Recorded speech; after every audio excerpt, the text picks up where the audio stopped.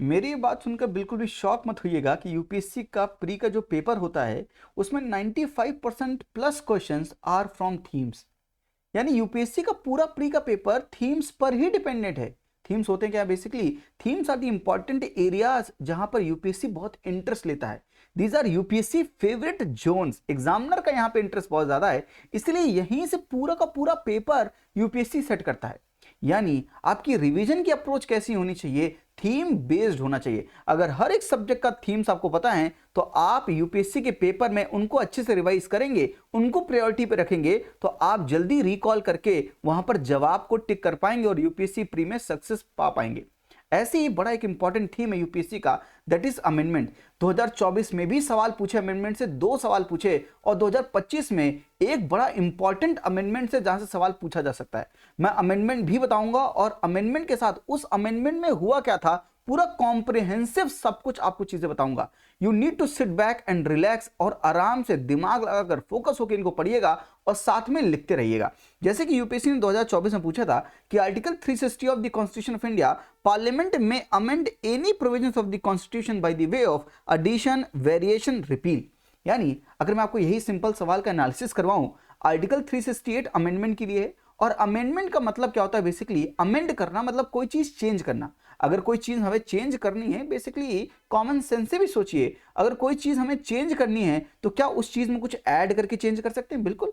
क्या उसमें कुछ रिपील करके हटाकर चेंज कर सकते हैं? बिल्कुल।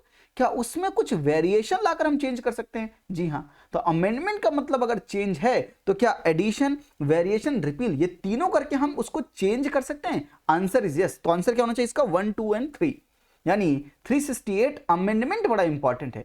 अमेंडमेंट से सवाल पूछा एक ये, और एक सवाल और पूछा है, यूपीएससी ने पहले भी सवाल पूछे, और इस बार कौन से अमेंडमेंट से सवाल पूछेगा ये मैं बताने वाला हूं। आई होप इसका एनालिसिस समझ में आया कि आर्टिकल 368 हटा दीजिए, सिर्फ अमेंड पर भी ध्यान रखते तो इस सवाल का जवाब निकल के आ जाता और 2 नंबर आपको मिल जाते। ऐसे 2025 के कुछ चीजें मैं आपको बताने वाला हूं, अगर वहां से सवाल आया तो 2 नंबर आपके फिक्स रहेंगे।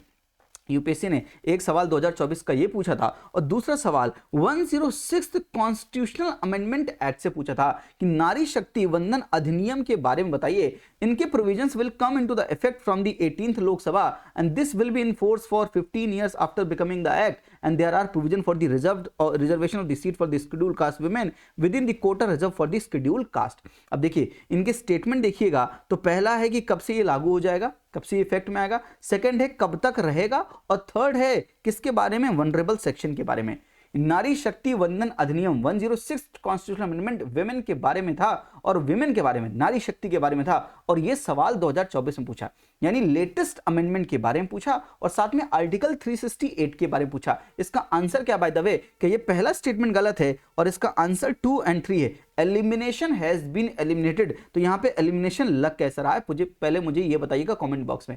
देखिए बहुत चीजें मार्केट में, यूट्यूब पर भी बहुत लोग कुछ भी बोलते हैं, लेकिन मैं आपके सामने जो बोल रहा हूं ये फैक्ट है, ये 2024 का ही पेपर है, सामने लिखा हुआ कि इसमें एलिमिनेशन नहीं लग रहा है। तो एलिमिनेशन हैज बीन एलिमिनेटेड, ये कहना कितना सही है आप भी सोचिएगा।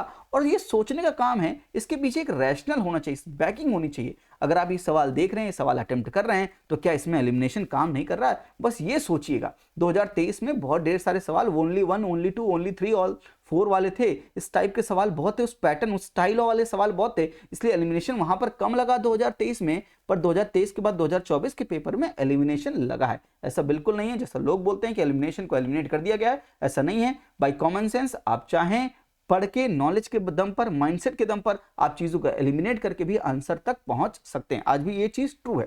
यानी 2 सवाल जो है 2024 में अमेंडमेंट से पूछे। ओके 2023 में भी पूछा था क्या? हाँ 2023 में ये सवाल पूछा था। यानी अमेंडमेंट में इंटरेस्ट ले रहा है UPSC. In India which one of the following constitutional amendment was widely believed to be enacted to overcome the judicial interpretation of the fundamental right. ये सवाल रिमूव कर दिया, पर सवाल फंडामेंटल राइट एक इंपॉर्टेंट थीम है, कॉन्स्टिट्यूशनल अमेंडमेंट एक important theme है, इन 2 थीम्स को मर्ज करके सवाल पूछा। UPSC nowadays is doing a very beautiful thing called merging of themes। एक थीम, 2 थीम, तीसरी थीम, इन सबको मर्ज करके सवाल पूछना चाहता है। 2023 का ये सवाल रिमूव तो कर दिया, लेकिन उसका अमेंडमेंट पर फोकस था और इसीलिए 2024 में 2 सवाल सिर्फ अमेंडमेंट के ऊपर ही पूछा। आइए, क्या पहले भी सवाल पूछ चुका है, 2017 में पूछा था 42nd कॉन्स्टिट्यूशनल अमेंडमेंट एक्ट के बारे में। अब पढ़िए, which among the following was added to the DPSP. DPSP एक इंपॉर्टेंट थीम है एंड साथ में कॉन्स्टिट्यूशनल अमेंडमेंट एक इंपॉर्टेंट थीम है। इन दोनों को मर्ज के पूछा कि बताइए कौन से अमेंडमेंट से, 42nd अमेंडमेंट से डीपीएसपी में हमने क्या ऐड किया था। मुझे इसका आंसर कमेंट बॉक्स में बताइए। लेकिन अगर मैं आपको आंसर बताऊं तो क्या इसका आंसर आपने बी टिक किया, बी लगाया कमेंट बॉक्स में, रुककर बता रहे हैं, जवाब दे रहे हैं, तो आप जिंदा हैं, आप मतलब आप वाकई में फोकस करके सुन रहे हैं। अगर आप आराम से बैठे हुए हैं तो कोई बात नहीं, मैं तो सबको पढ़ाना चाहता हूं। एक टीचर सबको पढ़ाता है, कौन उस टीचर से कितना लेना चाहता है, कितना नॉलेज लेकर अपने आप को मजबूत बनाकर इस एग्जामिनेशन पे अपीयर करना चाहता है, ये आपकी मर्जी है। मैं तो आपको बताऊंगा, मैं सबको बताऊंगा, लेकिन आप सोचिए आप कितना आउटकम इस वीडियो से लेके जा रहे हैं। 42nd अमेंडमेंट से डीपीएसपी में क्या ऐड किया था ये देखिए, और साथ में ये देखिए डीपीएसपी में 42nd अमेंडमेंट से और क्या क्या चीजें ऐड की गई थी। मैं कुछ चीजें आपको बताऊंगा अभी, बिल्कुल रुकिएगा। यूपीएससी क्या अभी भी डिफरेंट यूपीएससी के जो पेपर होते हैं वहां पर भी क्या यूपीएससी अमेंडमेंट पर फोकस कर रहा है। देखिए, पूछा था which one of the following is not a fundamental duty enshrined in the constitution of India.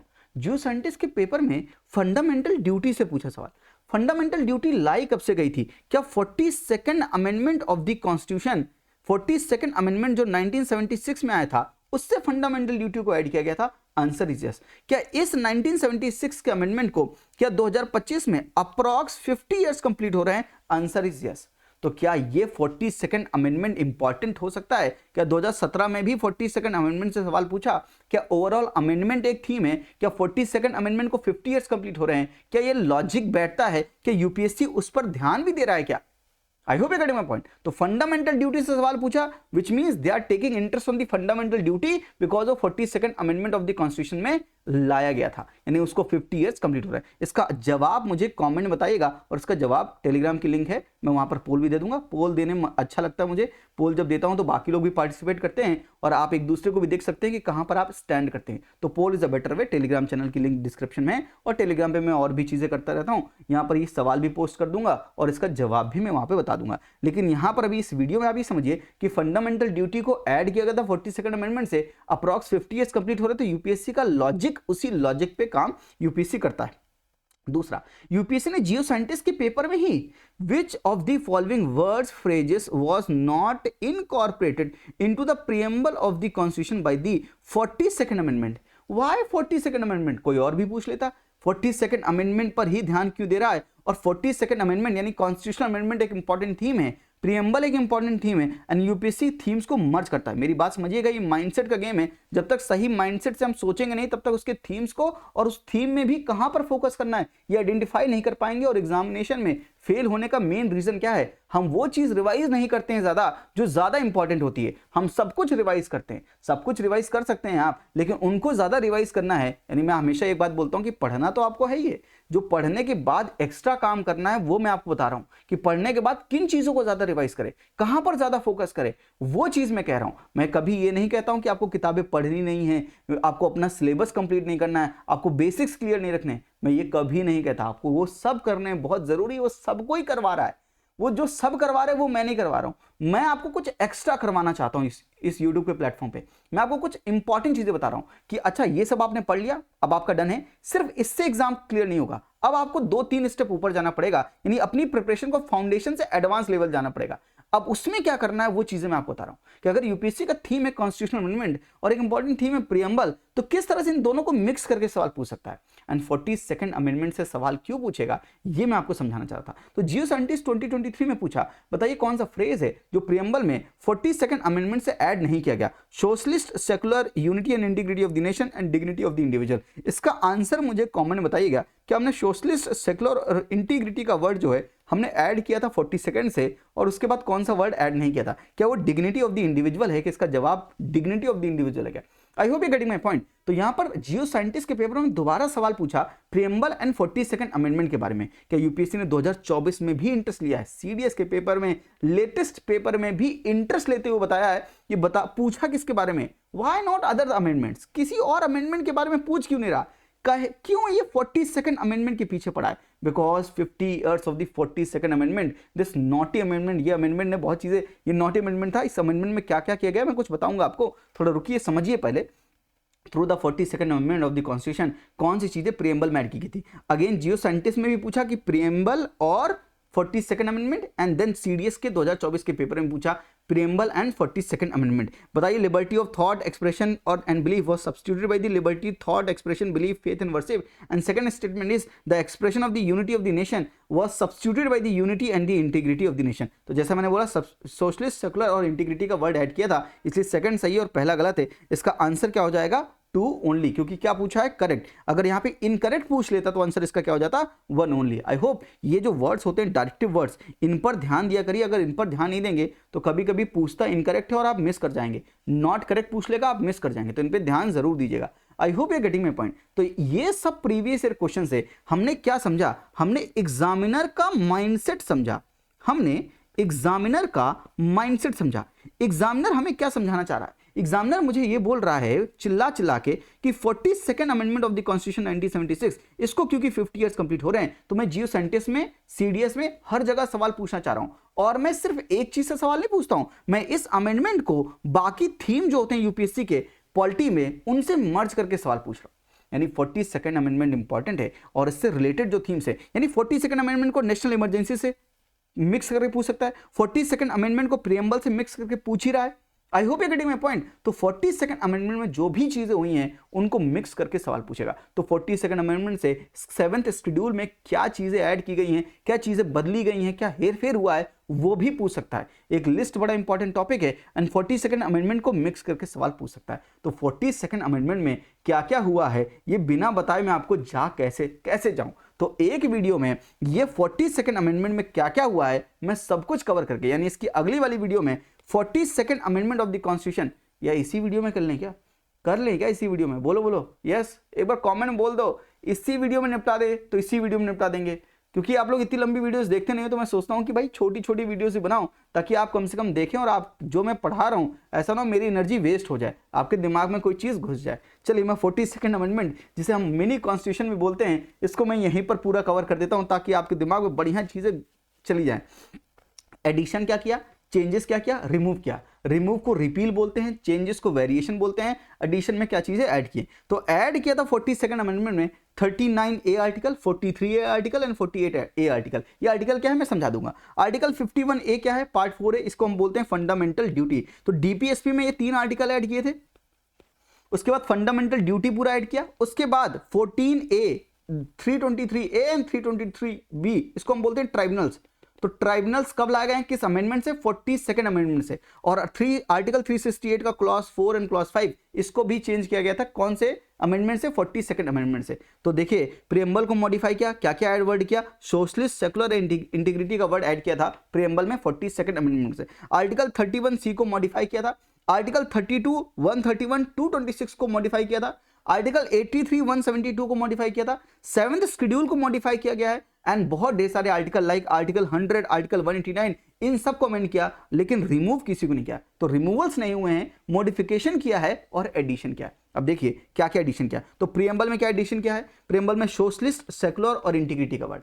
अब डीपीएसपी में, जो मैं आपसे बोल रहा था, डीपीएसपी में 3 नए डीपीएसपी ऐड किए गए। 39A आर्टिकल है equal justice and free legal aid, 43A article add किया गया participation of the workers in the management of the industry, and 48A article protection of the environment, forest and wild life. तो environment बड़ा important area है, 42nd amendment को DPSP से mix करके 48A के बारे में सवाल पूछ सकता है।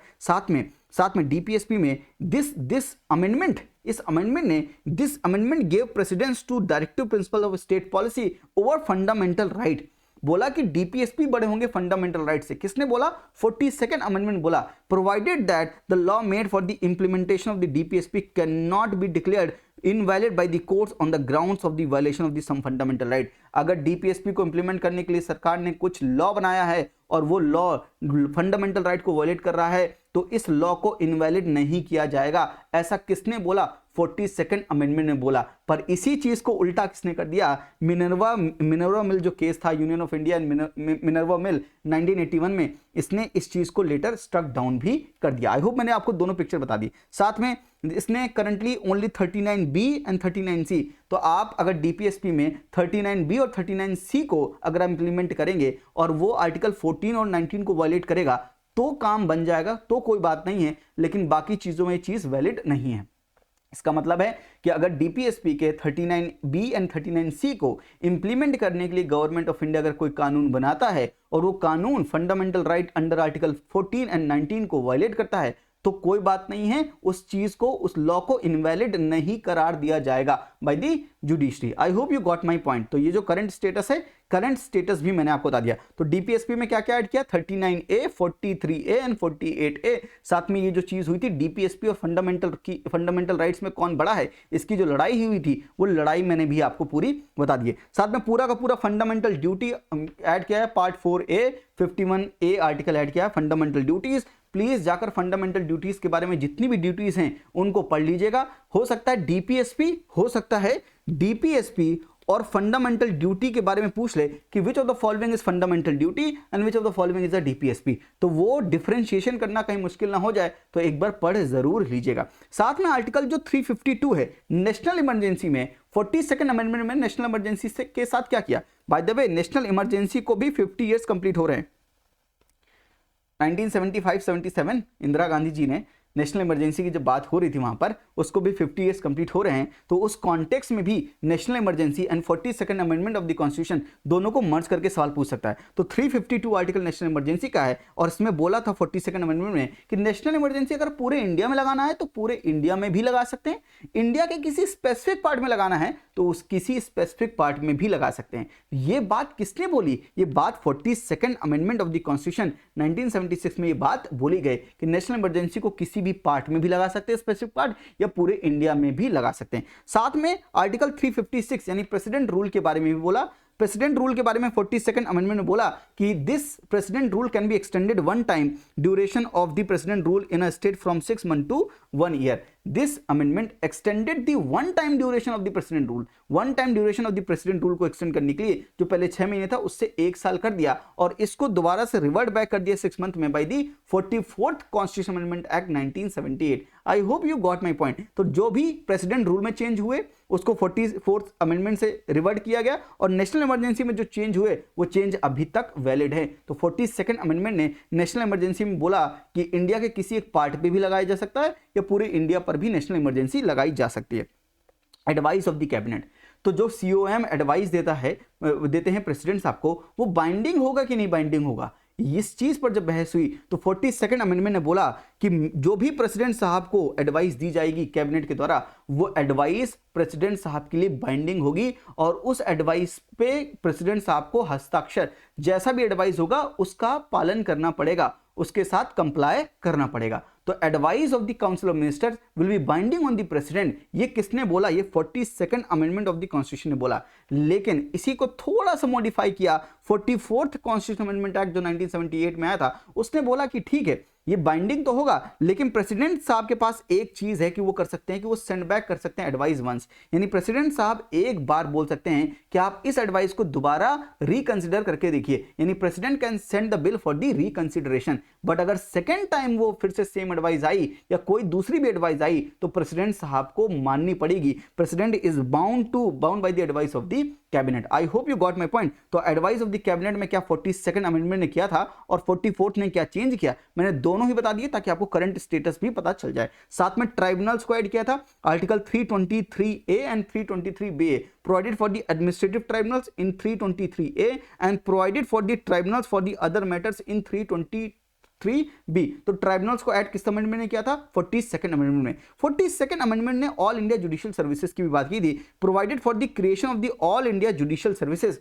And this matter is still pending with the Rajya Sabha under article 312 of the constitution. तो ये ऑल इंडिया जुडिशियल सर्विस की बात अभी भी पेंडिंग है। साथ में जुडिशियल रिव्यू के बारे में बहुत चर्चा हुई 42nd अमेंडमेंट में। 42nd अमेंडमेंट ने ये बोला कि this amendment cartel the judicial review power of the supreme court and high court, और ये करते हुए बोला made constitution amendment beyond the judicial security, बोला कि जो भी कॉन्स्टिट्यूशन अमेंडमेंट किए जाएंगे वो जुडिशियल रिव्यू ही नहीं कर सकती है, यानी जुडिशरी की कॉन्स्टिट्यूशन अमेंडमेंट की रिव्यू करने की पावर जो है वो कर्टेल किस अमेंडमेंट ने कर दी, 42nd अमेंडमेंट ने कर दी। लेकिन इसी चीज को बाद में Minerva mill case of the union of India 1981 ने स्ट्रक डाउन किया और ये बोला कि ये जो आप बोल रहे हैं जुडिशियल रिव्यू, जो आप छीन रहे हैं 42nd अमेंडमेंट, ये सही नहीं है, क्योंकि judicial review is itself the part of the basic structure doctrine of the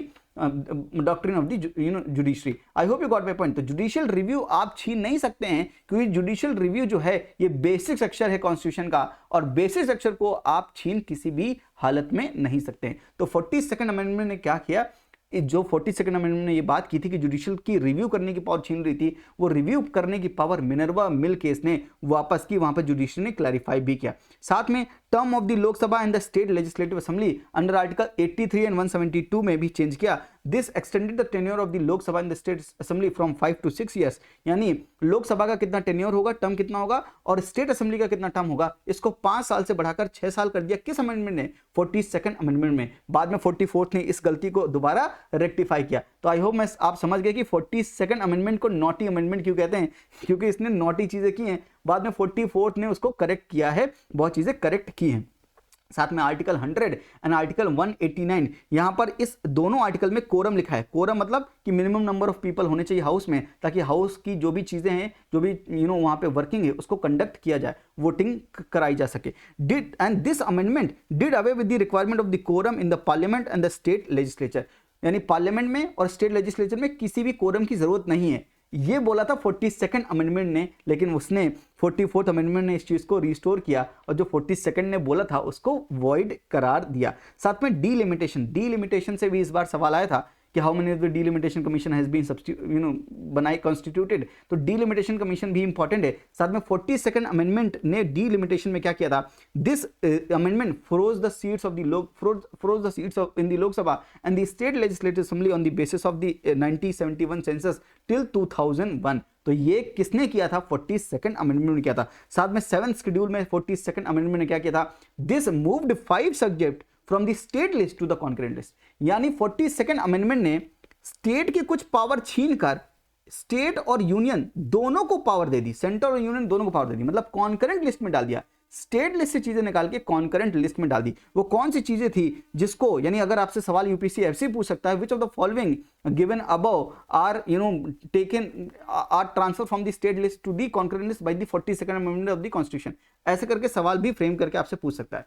तो ये जो आपके सामने है, education, forest, wildlife, bird protection, weight and measures, administration of the justice and constitution and organization of all courts aside from the supreme court and the high courts, ये सब चीजें जो हैं स्टेट लिस्ट से निकालकर concurrent list में डाला गया था by this 42nd amendment of the constitution. तो 42nd ने जितना काम किया था वो सारा काम मैंने आपके सामने माइंड मैप्स के थ्रू लगाकर दे दिया। आई होप आप समझ गए कि प्रियम्बल में क्या चेंज किया, डीपीएसपी में क्या चेंज किया, fundamental duty, national emergency, president rule, advice of the cabinet, tribunals के बारे में देखा, all India judicial services, judiciary review कर सकती है क्या, वो चीज हमने देखी। साथ में term of the Lok Sabha and state legislative assembly को भी चेंज किया था, रिवर्ट बैक किया गया। साथ में कोरम के बारे में बात की हमने, डिलिमिटेशन के बारे में बात की, एंड 7th शेड्यूल के बारे में बात की। तो this is the whole coverage of the 42nd constitution amendment act, जिसने ये कुछ चीजें ऐड की, कुछ चीजें मॉडिफाई की इन जस्ट वन शॉट। तो मैंने आपको लॉजिक समझाया कि 42nd अमेंडमेंट बड़ा इंपॉर्टेंट हो सकता है, और 42nd अमेंडमेंट सब चीजें जो